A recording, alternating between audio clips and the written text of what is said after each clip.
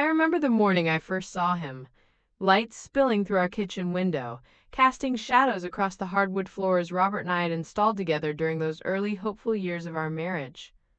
18 years. Sometimes it feels like I've lived two separate lifetimes. The woman I was before Robert, full of creative ambition and restlessness, and the woman I became after, settled into the comfortable predictability of our shared life. That morning I was whisking eggs for breakfast when Robert mentioned it casually, barely looking up from his financial reports. My college friend Alan's nephew needs a place to stay this summer for his architecture internship downtown. I told him our guest room is available. I nodded, already mentally preparing the space, grateful for any disruption to our clockwork routine. When was the last time we'd had a house guest? Or done anything unexpected? The days had begun to blur together like watercolors left in the rain. I teach art at the community college now. Small classes, appreciative students. Nothing like the gallery career I'd once dreamed of pursuing. But it pays well enough, and there's a certain satisfaction in guiding others toward their creative voice, even if mine has grown quieter over the years. Our Portland home has become my creative outlet instead. The garden especially. I've spent countless hours coaxing life from the soil, taming the wild into something beautiful yet contained. Much like I've done with myself, I suppose. The day Nate arrived, I'd been pruning roses in the garden, dirt beneath my fingernails, hair hastily pulled back, wearing one of my teaching outfits, comfortable, forgettable clothes that had become my uniform. I heard the car in the driveway, the slam of doors, Robert's voice. When I came around the side of the house to greet them, I wasn't prepared for the way Nate looked at me, directly, without the glazed politeness of social obligation. His eyes were startlingly blue against olive skin, and when he shook my hand, he held it a moment longer than necessary. "Mrs. Mitchell," he said, "thank you for letting me stay." "Elaine, please," I corrected, suddenly conscious of the smudge of dirt on my cheek, the weathered gardening gloves tucked into my pocket. "Mrs. Mitchell makes me feel ancient." He smiled then, and something inside me shifted infinitesimally, like the first tremor before an earthquake. "You're far from ancient," he said, still looking directly at me. When was the last time Robert had really looked at me that way? Had he ever? The first week passed in polite adjustments, the rhythm of three people sharing a space meant for the comfortable silence of two. Nate left early for his internship each morning, Robert for his accounting firm shortly after. I taught summer classes 3 days a week and spent the others in my studio, the converted garden shed where I retreated when the house felt too empty or too full of unspoken things. It had been Robert's gift to me on our 10th anniversary, his acknowledgement of the career I'd set aside when we moved to Portland. "Your own space," he'd said, as if recognizing my need for somewhere to be alone with the person I used to be. One afternoon, returning from the college, I caught sight of Nate sitting on our back porch, sketching. I paused, watching him unobserved. His concentration was total, the pencil moving with decisive strokes across the page. I recognized that absorption. I'd once lost myself in art that way, before deadlines and mortgage payments, and the gentle erosion of passion that comes with years of compromise. When he looked up and saw me, he didn't startle or apologize. Instead, he turned his sketchbook toward me. "Your garden," he said. "It tells a story." He had captured the controlled wilderness of my creation, the careful balance between structure and freedom I'd cultivated over years. But he'd seen something in it I hadn't realized was visible, a yearning quality in the way certain plants strain toward the sun beyond their designated boundaries. That evening, as Robert and I moved through our usual dinner routine, him checking emails between bites, me refilling water glasses, and maintaining the steady flow of pleasant, inconsequential conversation, I found myself hyper-aware of Nate's presence.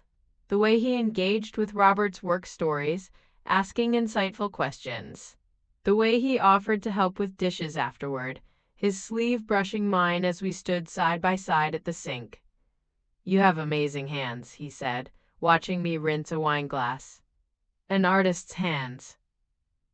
I nearly dropped the glass, startled by the observation and the jolt of awareness it sent through me. "I used to be," I said. "An artist, I mean, before we moved here." "Used to be?"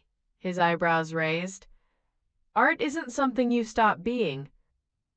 That night, I lay awake beside Robert's sleeping form, painfully conscious of the inches between us. When had those inches become miles? When had we stopped reaching across them?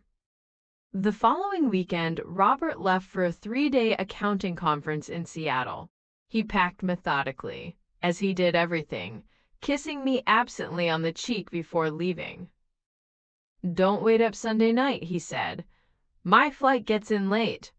I nodded, already planning quiet days in my studio, grateful for uninterrupted time with my canvases. But after he left, the house felt different with just Nate and me. Charged somehow, as if the air held possibilities that hadn't existed before. I found myself changing clothes 3 times before dinner, finally selecting a dress I hadn't worn in years. Blue linen that reminded me of summer skies and caught the light when I moved. When Nate suggested we pick up takeout, I counter-offered dinner at my favorite bistro downtown. "I haven't been there in ages," I said, realizing how long it had been since I'd suggested anything spontaneous to Robert. The restaurant was intimate, candlelit tables and local art on exposed brick walls. Nate pulled out my chair, his hand briefly touching the small of my back as I sat down. Such a simple gesture, yet it sent awareness cascading through me like spilled wine. Over shared appetizers, he asked about my art, real questions that required real answers. When was the last time someone had been genuinely curious about my creative life? "I gave up a lot when we moved here," I admitted, the words emerging from some long-sealed place inside me. "I had gallery representation in Chicago, momentum.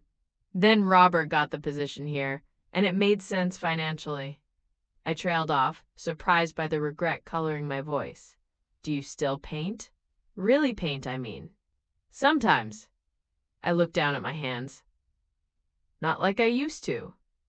Can I see?"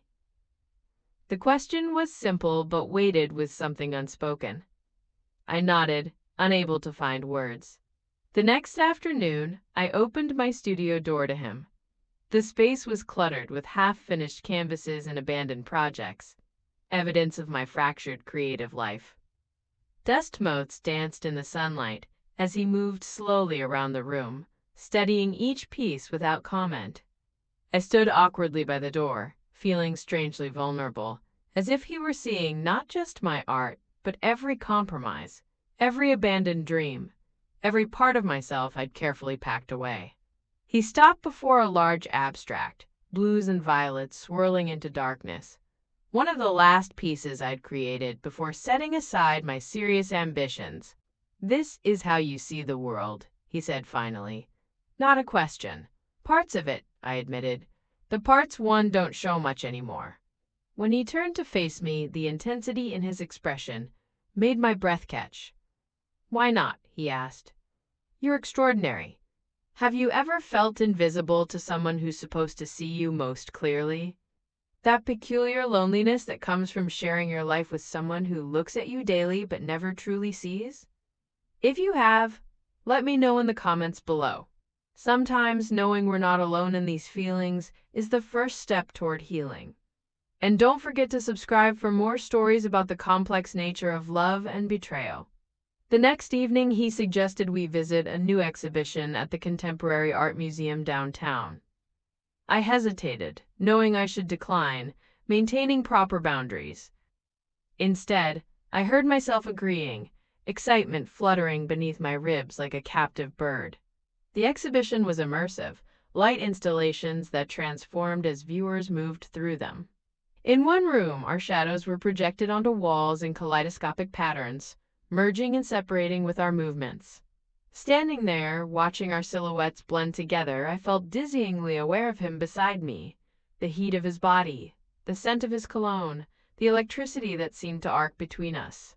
"You belong in places like this," he said, his voice low, "creating, not just observing." We stood before a particularly striking sculpture, twisted metal that somehow conveyed both imprisonment and release. "You've buried your talent," he said, "like you've buried yourself." The truth of his words struck like a physical blow. In the parking lot afterward, the summer evening warm around us, I fumbled with my car keys, hands shaking slightly. When had anyone last spoken to me with such unflinching honesty? He stepped closer, and I knew I should move away, create distance. Instead, I remained still as his hand rose to my face, fingers gently tracing my cheekbone. "I see you, Elaine," he said. "Do you know how extraordinary that is? To truly see someone?" When his lips met mine, it was like diving into cold water. The shock of it, the disorientation, then the strange clarity that follows. For those brief seconds, I existed only in sensation, the softness of his mouth, the solidness of his body, the thundering of my heart. I pulled away first, reality crashing back like an incoming tide. "I can't," I whispered, though my body hummed with wanting to. "This isn't me." But wasn't it? Wasn't this longing, this awakening, more authentic than the numbness I'd accepted for years? The days that followed were a special kind of torment. I avoided being alone with him, maintaining careful distance. Yet I found myself listening for his footsteps, tracking his movements through the house, painfully aware of his presence, even when walls separated us. I buried myself in my studio, painting with an intensity I hadn't felt in years. Canvases filled with turbulent colors and uncertain forms, external expressions of my internal chaos. Robert returned, bringing me a bracelet from the airport gift shop. Silver with blue stones that weren't quite my style, weren't quite my taste. The kind of gift you buy when you know you should bring something but can't recall the recipient's preferences. I thanked him sincerely, slipped it onto my wrist, and wondered at how a thoughtless gift could crystallize years of emotional neglect. That night, lying beside him in bed, I studied his sleeping profile in the dim light. The familiar curve of his nose, the slight furrow between his brows that never quite smoothed, even in sleep. This man who had been my partner for nearly 2 decades, who knew my daily habits and medical history, yet somehow missed the essential truth of me. The next morning I found a note slipped under my studio door. Nate's handwriting, decisive and clear. "I'm leaving next Sunday. Bus to Seattle, then east from there. If you want something different than this half-life, meet me at the downtown station at 10 a.m. No pressure, no expectations." I stood holding the paper, feeling its weight. Far heavier than the single sheet it was written on. I should have been outraged at his presumption. Instead, I felt the dangerous thrill of possibility opening before me.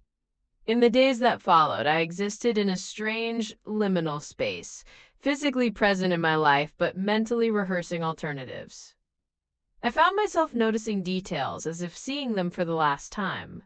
The way morning light caught in our bedroom curtains, the familiar creak of the third step on our staircase, the Japanese maple I'd planted in our first year here, now reaching its mature height.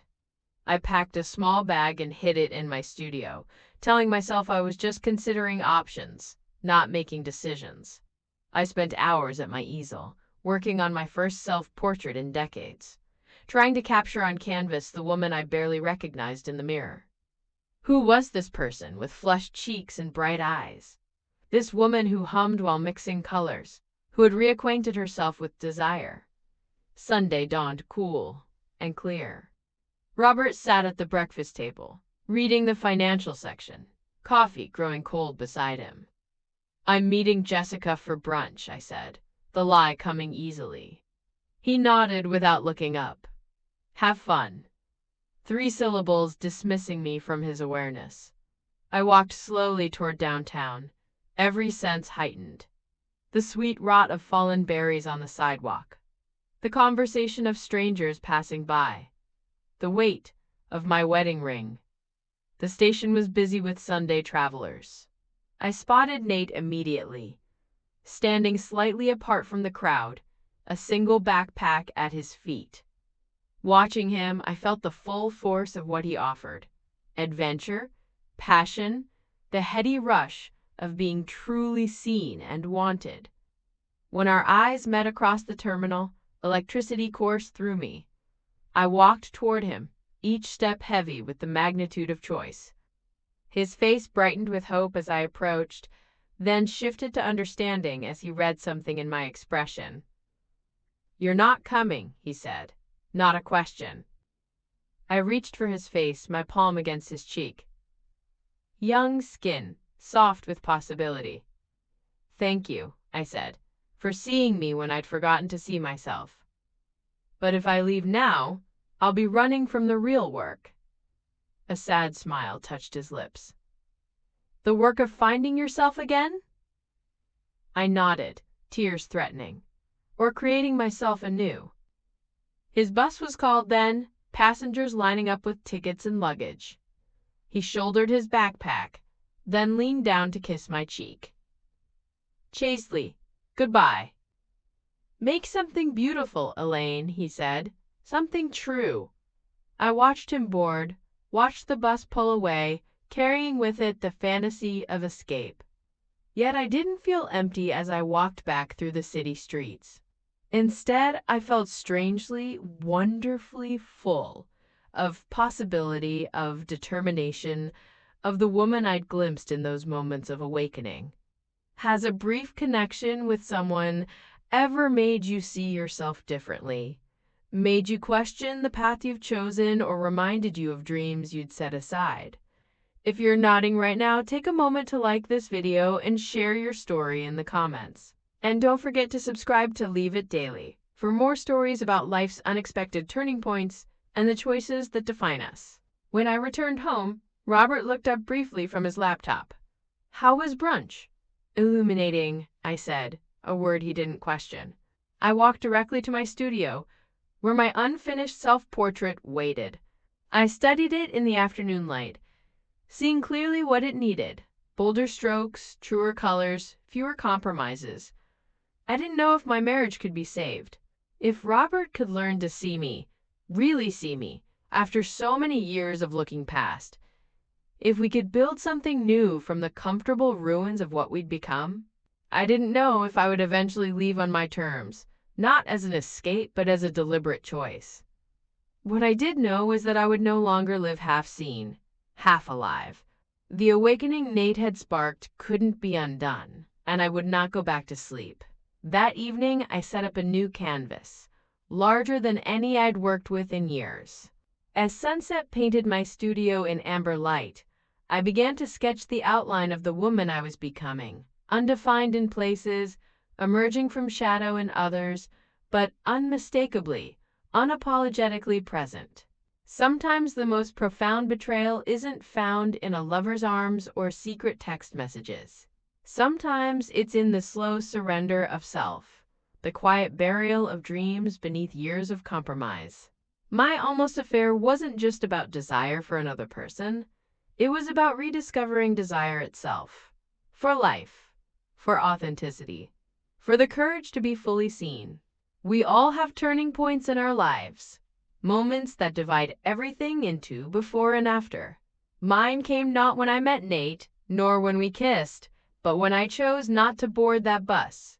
When I realized that no one else, not Robert, not Nate, not anyone, could restore the parts of myself I'd willingly abandoned. That was my work to do. If this story resonated with you in any way, please take a moment to like, comment, and share it with someone who might need to hear it too. And if you want to hear more stories about rediscovery, betrayal, and the complicated choices we make in the name of love, subscribe to Love It Daily, where we explore the beautiful, messy truth of what it means to be human.